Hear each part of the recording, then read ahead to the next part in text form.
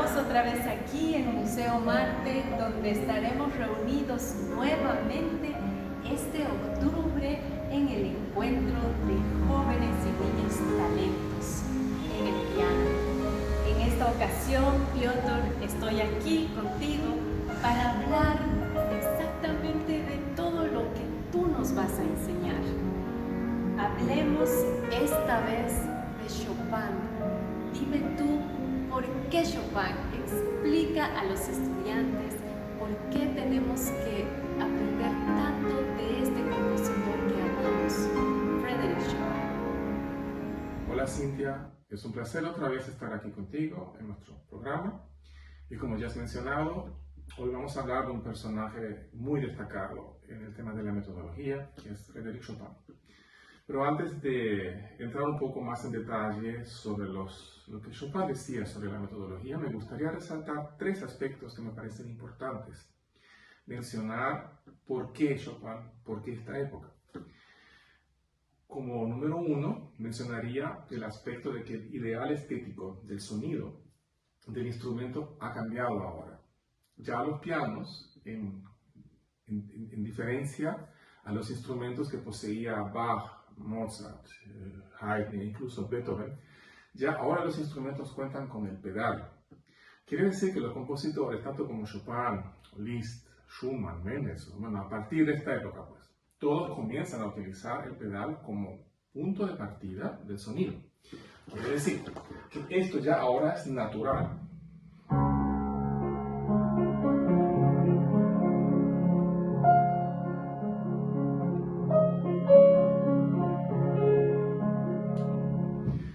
Esto es un sonido típico del romanticismo y un sonido que emana del instrumento, pero siempre y únicamente con el uso del pedal. Esto trae consecuencias a la técnica y también a la manera de cómo componen los compositores, porque eso quiere decir que nosotros tenemos la posibilidad ahora de abarcar muchos registros al mismo tiempo. Y con eso viene ahora un aspecto que resalta mucho cuando se observa a un pianista tocar este tipo de música, porque ya ahora no es tan tranquilo la apariencia del pianista como lo es en caso de un Bach o incluso en el caso de un Mozart, pero ya ahora sí se nota que el pianista está utilizando mucho sus brazos para poder abarcar todos los registros que los compositores necesitan. Otro aspecto que me parece muy importante es que justamente en esta época aparece un músico que se hizo sumamente famoso en Europa por la manera como tocaba su instrumento, y justamente no es un pianista, es un violinista, Niccolò Paganini, que fue el gran virtuoso del violín, que también revolucionó enormemente tanto la manera de tocar el violín como también la música para el violín. Y él era conocido por su gran virtuosismo, por sus sonidos especiales que él podía sacar del violín. Incluso se decía que tenía un tratado con el diablo, porque era prácticamente imposible imaginarse que se podía tocar el violín así como lo hacía. Y él influenció a todos estos compositores, tanto como Chopin, como Liszt, como Schumann, por haber sido tan famoso. Entonces también Chopin, también Liszt, ellos ahora también componen música virtuosa. Quiere decir que las dificultades que vamos a encontrar ahora con las obras son más grandes desde el punto de vista técnico que quizás lo son en el caso de Bach, o en el caso de Mozart, o en el caso de Haydn. Y el tercer aspecto que me parece muy importante es, tenemos que saber y mencionar que Chopin fue un gran compositor y quizás uno de los más grandes para el piano, porque él dedicó toda su obra, prácticamente 100% o 95% a este instrumento. Pero él vivía más que todo de las clases que él daba, también de las composiciones, pero se mantenía bien situado en París, dando clases a personas de la sociedad. Y quiere decir que Chopin no solo que daba clases, pero obviamente le gustaba dar clases porque se interesaba mucho por las cosas de la metodología. Y nosotros tenemos dos fuentes de información acerca de lo que él decía en las clases y de su metodología, que son, primero que nada, los relatos de los alumnos de Chopin. Y tenemos un libro que ha recopilado la mayoría de estos datos, que son muy interesantes y muy valiosos. Y además de eso, Chopin él mismo tenía el proyecto de escribir una escuela de metodología para el piano. Lo que pasa es que murió antes de poder finalizarla y ese proyecto terminó en borradores que nunca fueron editados, pero que existen, como lo pueden ver aquí en la pantalla. Entonces, esas dos fuentes nos dan las informaciones valiosísimas de lo que Chopin enseñaba y de cómo Chopin decía que hay que tocar el piano. Así que vamos ahora a entrar más en los detalles. Y acerca de la metodología, Piotr, que sabemos que es tan importante, yo sé que todos nuestros seguidores del canal van a ver por qué es tan importante a la hora de interpretar las obras en el piano. Para comenzar a hablar de la metodología de Chopin, es realmente curioso hacer la pregunta, ¿con qué escala deberíamos comenzar a dar clases en el piano? Y yo me imagino que todas las personas que están escuchando este programa van a decir, bueno, el con do mayor, lógicamente, porque así comenzamos a leer las notas. Y justamente Chopin decía que la escala de do mayor es la más difícil de tocar, porque es la más difícil de tocar con la mano.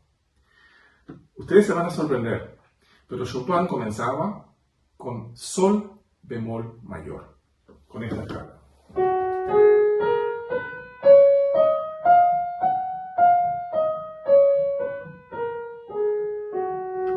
¿Por qué esa escala?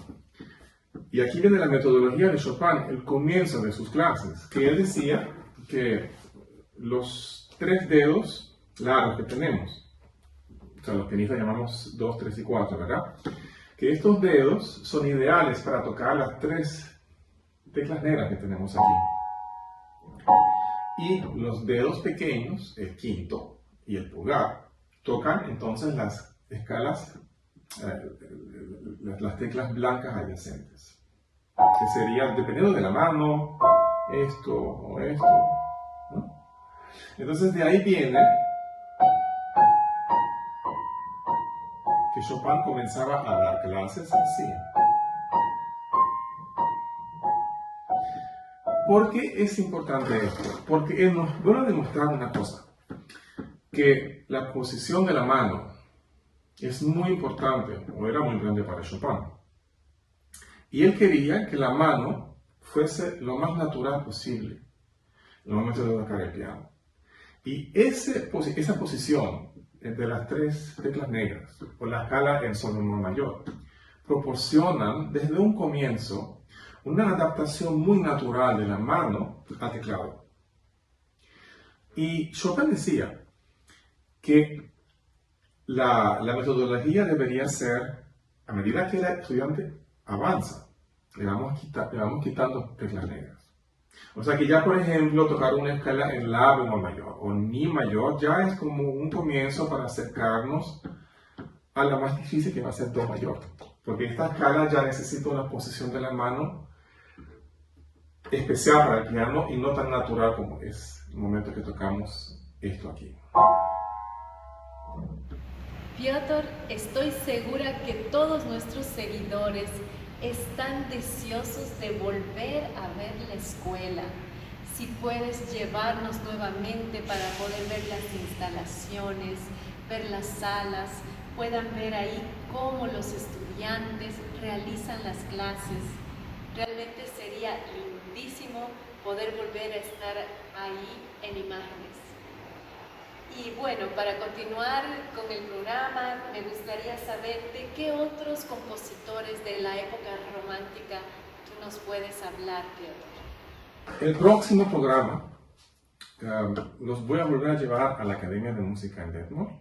Si se acuerdan, los voy a presentar al compositor que está vinculado a Detmold, que vivió en Detmold, que incluso dio clases en la academia donde yo trabajo. Pero antes de llegar a él, me gustaría terminar con lo que es este periodo del romanticismo. Hablé hoy prácticamente solamente de Chopin, pero me gustaría mencionar al menos 2 compositores más que me parecen importantes, también desde el punto de vista de la metodología, que es Schumann y Liszt. De Schumann puedo decir una cosa muy especial, que Schumann es un compositor que yo adoro, pero a diferencia de Chopin y de Liszt, él no tocaba sus obras, sino que las tocaba su esposa, Clara Wieck o Clara Schumann, que fue una gran pianista. Ustedes saben por qué Schumann no podía tocar, o no tocaba sus obras. Es muy simple, porque él destrozó su mano. Él destrozó su mano porque él se le ocurrió, a diferencia de Chopin, de que el cuarto dedo, que es el más débil que tenemos en la mano, por razones anatómicas, si quieren, miren en un libro de anatomía humana, porque el cuarto dedo es más débil, no tiene nada que ver que sea débil, tiene que ver algo con la estructura de los tendones que mueven los dedos, por eso él está un poco atrapado entre el tercer y el quinto dedo, y su movimiento es más limitado. Chopin, lo que se ha dicho, individual, el dedo débil, mueve la muñeca. ¿Qué hizo Schumann? Él dijo, no, yo voy a hacer otra cosa. Yo voy a hacer un ligamento desde el pecho hasta el dedo. Lo voy a poner una cuerda aquí que va a dificultar el movimiento del cuarto dedo. Y así voy a estudiar para que sea más fuerte. Y para eso compuso una obra que es esta,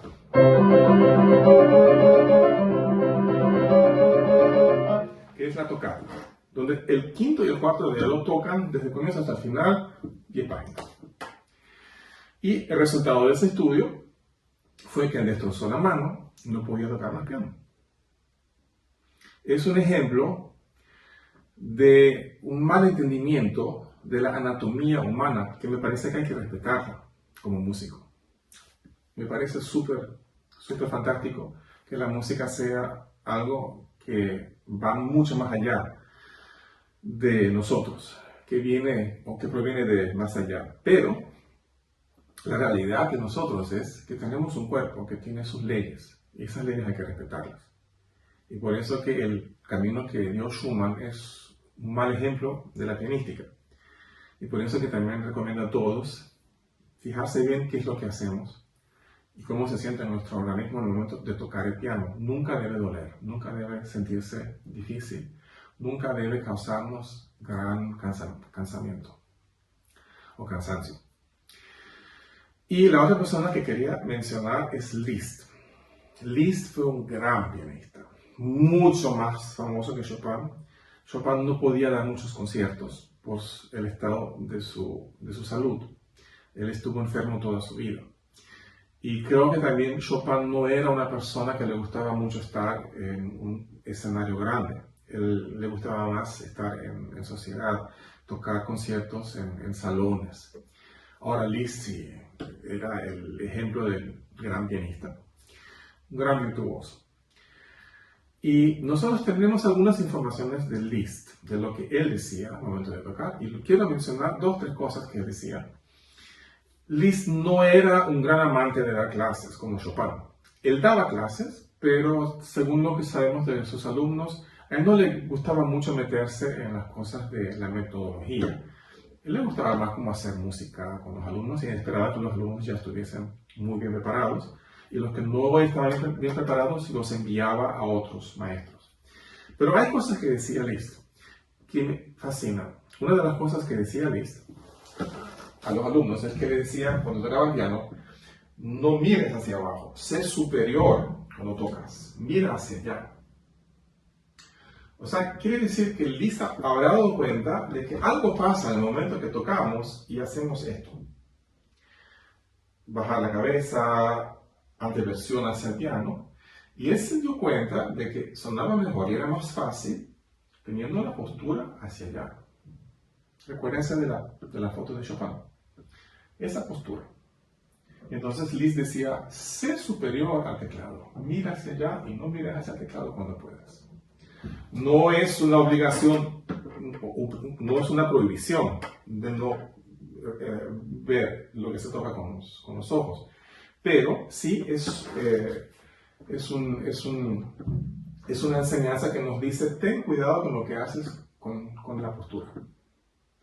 Y otra cosa que también viene de Liszt, que es que él decía, cuando vas a tocar acordes, cuando vas a tocar con fuerza, nunca pienses que vas a tocar de arriba para abajo y presionar hacia abajo, sino que él decía, touch, up. Touch, up. Otra vez, hacia abajo. Touch, up.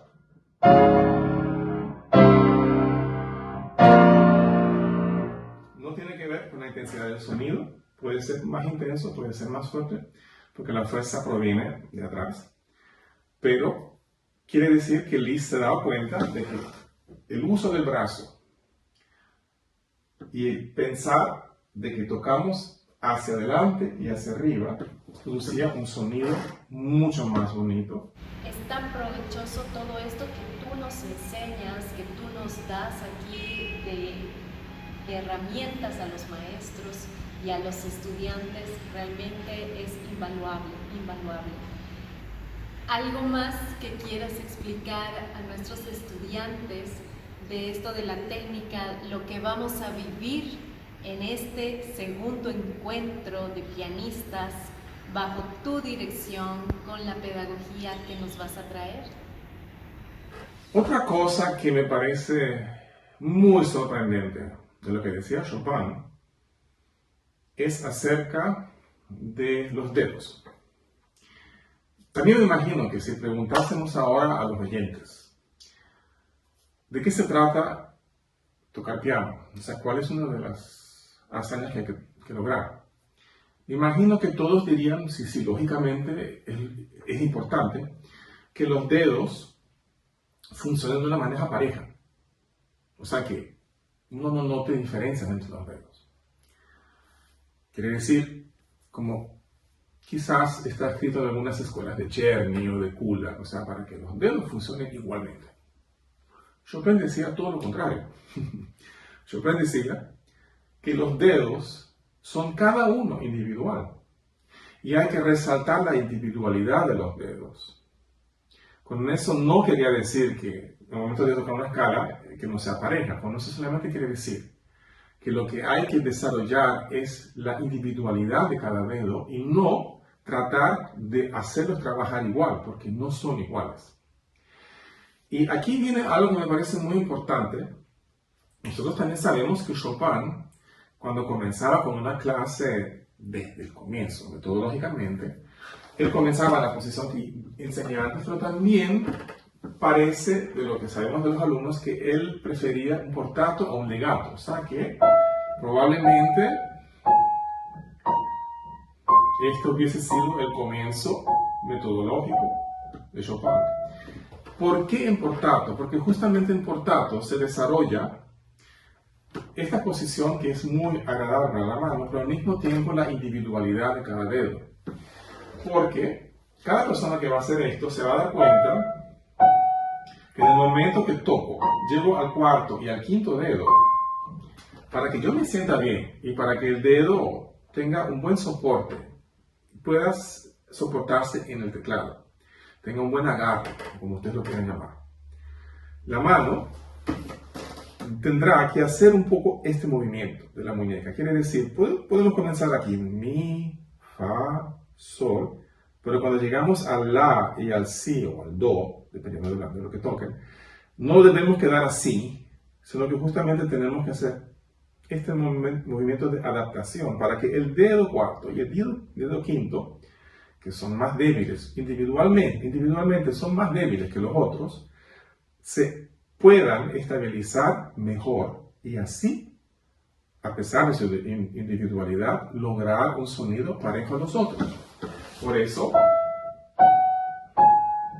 el portato ayuda mucho porque es más fácil adaptar la mano a ese eje. Yo lo llamaría el eje de los dedos para que puedan trabajar de una manera ideal y para poder lograr el sonido que estamos buscando. Algo que dijiste que sé que es muy importante. Me gustaría que expliques el souplesse avant tout, la frase preferida de Frédéric Chopin. Souplesse avant tout. Espero que los franceses que me perdonen porque no saben bien el francés. Pero eso es lo que decía Chopin a sus alumnos. Era su oración favorita. Souplesse avant tout. Traducido al español, souplesse será algo parecido a elasticidad, avant tout sobre todo. Elasticidad sobre todo. ¿Qué quiere decir Chopin con eso? Obviamente, y eso lo sabemos todos nosotros sabemos que lo peor que puede suceder en el momento de tocar piano es estar tieso. Tocar así. Esto es lo que queremos evitar. ¿Cómo llegar ahí? Ahí tenemos un montón de metodologías. Chopin decía, souplesse avant tout, elasticidad. Buscar la elasticidad. Eso quiere decir que si él dice avant tout, sobre todo, también quiere decir que no estamos buscando una elasticidad solamente de los dedos, sino que estamos buscando una elasticidad de todo el cuerpo.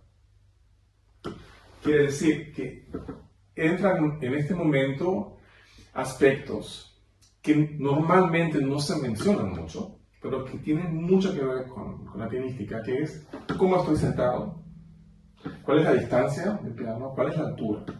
Todo eso Chopin lo trabajaba.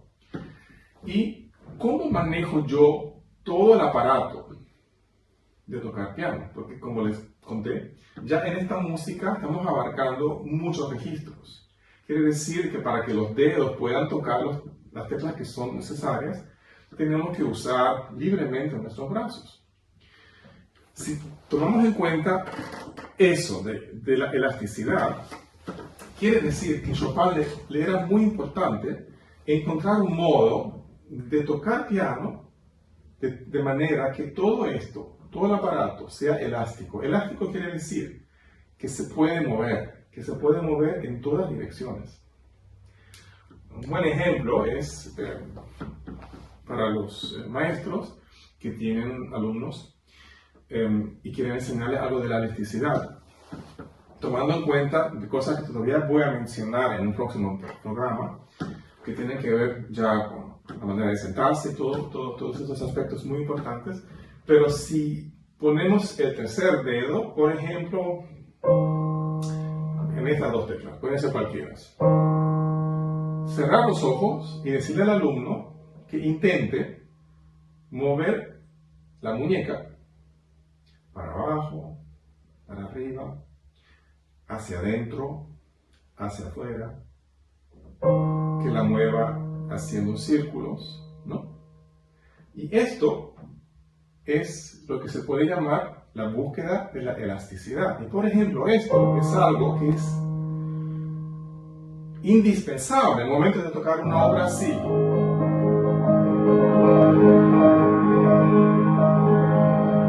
Esta elasticidad de la muñeca, pero que emana también de la elasticidad de todo el aparato, y el aparato llega hasta atrás, es, por decirlo así, souplesse avant tout. Gracias por toda la enseñanza que nos estás dando, que no se pierdan nuestros seguidores cada de estos capítulos que estamos armando antes del segundo encuentro. Estoy segura que en el próximo capítulo también van a estar enamorados con todo lo que tú nos tienes que contar. Así que nada, solo agradecerte siempre y una vez más por todo el cariño y el aporte que estás dando a este país que es El Salvador, que te admira, te aprecia y te espera. Entonces, Piotr, ¿qué puedes decir ya para terminar este capítulo? Para cerrar este tema, que lógicamente no es un tema que se debe hacer en 15 minutos en un programa como el que tenemos nosotros, pero que es algo para un discurso de varias horas con ejercicios y diferentes cosas que se pueden probar.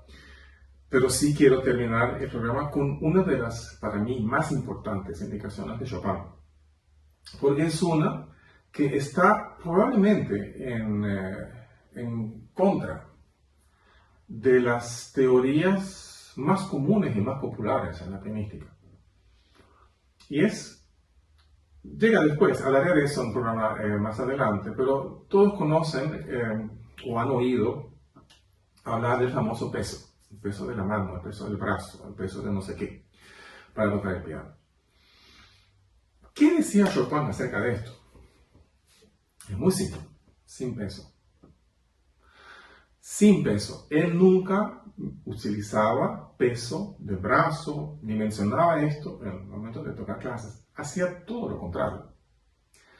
Él siempre decía que la sensación de la muñeca, del brazo, en el momento de tocar, debería ser como suspendido de aire. Quiere decir, en español, como suspendido en el aire. Ustedes fíjense lo que va a pasar ahora. Volvamos otra vez al nocturno.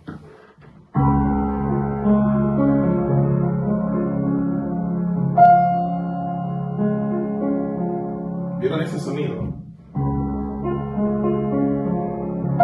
Y ahora como suspendido en el aire.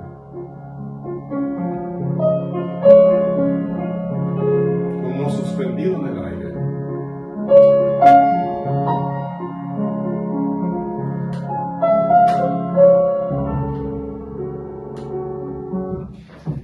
Esta información de la sensación de que la muñeca, como si estuviese suspendida en el aire, con un globito, con un hilo aquí, que siempre hace esto. Ese de flotar en el aire, es uno de los secretos más importantes de la música de Chopin para tocar una cantilena en sus nocturnos, en las baladas, en los valses y en muchísimas otras obras, para obtener un sonido bonito, un sonido grande, redondo, pero sin presionar, sin ser demasiado duro. Esa es la información, sin peso y como suspendido en el aire. Fíjense qué pasa si comienzo a tocar eso con el peso, como yo lo entiendo, por decirlo así.